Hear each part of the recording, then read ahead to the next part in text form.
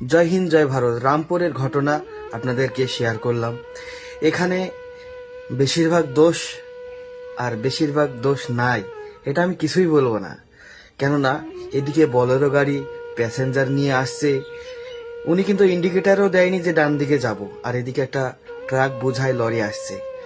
উনার হয়তো ট্রাকে ব্রেক ফেল হয়ে গেছে কিংবা ব্রেক ধরেনি, সেই কারণে এইরকম কেসটা হয়েছে। তাই আপনাদেরকে একটা কথাই বলবো, ছোট গাড়ির ড্রাইভারদেরকেও বলবো, দেখুন, আজ যদি কোনো অ্যাক্সিডেন্ট হয় একটা বড় গাড়ির সাথে, আর কোনো ছোট গাড়ির সাথে অ্যাক্সিডেন্ট হলেই কিন্তু বড় গাড়ির দোষ হয়। তাই আপনাদেরকে একটা কথাই বলবো ভাই, ছোট গাড়ির ড্রাইভারদেরকে বলবো, দেখুন, এই ভিডিওটা দেখে হয়তো আপনারা শিক্ষা পাবেন। আজ একটুখানি ভুলের জন্যে কি কি না হয়ে গেল। ওর ভিতরে প্যাসেঞ্জার ছিল এবং আপনিও থাকবেন, কিংবা ড্রাইভার ছিল, ছোট গাড়ির ড্রাইভার। আমরা কিন্তু ছোট গাড়ি হোক বড় গাড়ি হোক সব ড্রাইভার ভাই ভাই, কিন্তু এখানে দোষ হয় বড় গাড়ির।